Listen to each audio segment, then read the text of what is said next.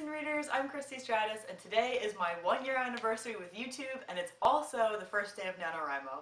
So the two things do coincide, and that is not a coincidence, because I started on the first day of NaNoWriMo, and my whole goal was to be able to give advice to other people who were writing, and I ended up last year getting so caught up in doing that that I actually ended up writing next to nothing on my actual book, which is now published, by the way, very exciting, but it was funny because I only wrote something like 7,500 words on it.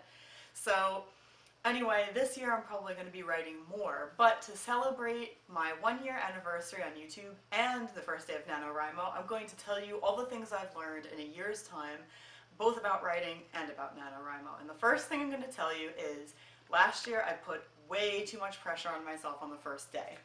One of the things I did was, you can see my first video ever on YouTube, which is NaNoWriMo 2014, day 1, and it's all about procrastination and anxiety.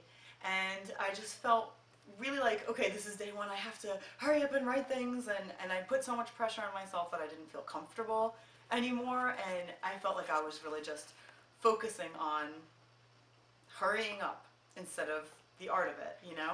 So my advice to you is not to put too much pressure on the first day. My next piece of advice is, when you're unsure about whether you should include another scene, you should just write it. I had a couple of things with Anatomy of a Darkened Heart, and one of them was, it was a dream sequence that I really wasn't sure about, and I was on the fence because I didn't know how it was going to go.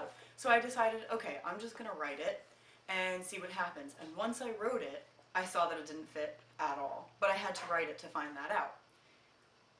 That's the only way to go about doing it for me. There are some things that you can think about ahead of time and know for sure, nah, it doesn't make any sense. And then there were other scenes that I was so looking forward to writing, scenes that I absolutely loved the idea of. And I had been thinking about this one scene for something like 3 months, and I was so pumped to write it, and by the time I got to that part, it didn't fit anymore. And I had to just let it go. I had to just say, well, I may have really liked it, but it's just not going to work out anymore. Another thing you can do is, when you write these sequences, like these scenes, even if you don't know if you're going to use them, if you decide, hey, I'm not going to use this, but I need to get it out of my head, and you just write it, you can sometimes use that as like a deleted scene, and you can post that on your blog. And I have seen plenty of writers do that, where you need a password, or you need to have read the whole book to get like this clue that serves as a password, or it's just a behind the scenes, this is what I was thinking but didn't end up doing kind of thing. And it's a really special type of thing for the reader to read, so that's another option. It doesn't have to be a waste of time, or like you feel like it's a waste of time. It can serve a purpose too. And then my final piece of advice is, you need to break your ideas of what a page needs to look like. And one of the examples of that, I'm using the same exact notebook as I used last year for Anatomy of a Darkened Heart.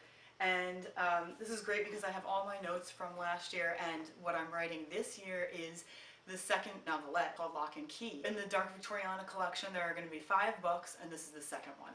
So I'm using the same notebook. And one of the things that I did last year was, you can see I broke like what the page should look like. I took notes in different ways, and I did that on purpose. You can see that like I have some writing on this side, and then I have a bunch of arrows and circles and some notes over here.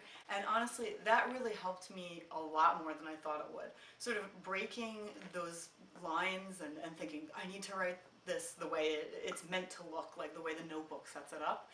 That format, it actually helped me think outside the box a little bit. And another way I did that was to just put a page, like write a page the way I envisioned it. So sometimes I put pictures, and I'll put like a bigger quote or something like that. That really helped. Sometimes I would just have pictures and notes. And breaking my expectations of what a page should be really helped me get my inspiration going, get my motivation up, and break some of that fear and anxiety of sort of messing up when I write something. And one more way to do that, if you have a certain word or an idea in mind but you don't know how to express it, one thing I do a lot is I'll write whatever I'm writing, and then when I get to that part, I'll use parentheses, and I'll write like this big long explanation of what I'm trying to say, maybe stick in some synonyms or something like that. end the parenthesis, and then just continue writing on. And that way I don't lose the gist of what I was thinking or the atmosphere, the ambiance, whatever I was trying to create. And that has helped me so much. So I really hope that these tips help you for NaNoWriMo and for your regular writing. These are tips you can use all the time. Best of luck in NaNoWriMo. I'll be doing some vlog updates. I'm not going to vlog every single day this year because I want to actually write. But best of luck, and keep checking in here. Subscribe and like if you like this video, and I'll see you soon.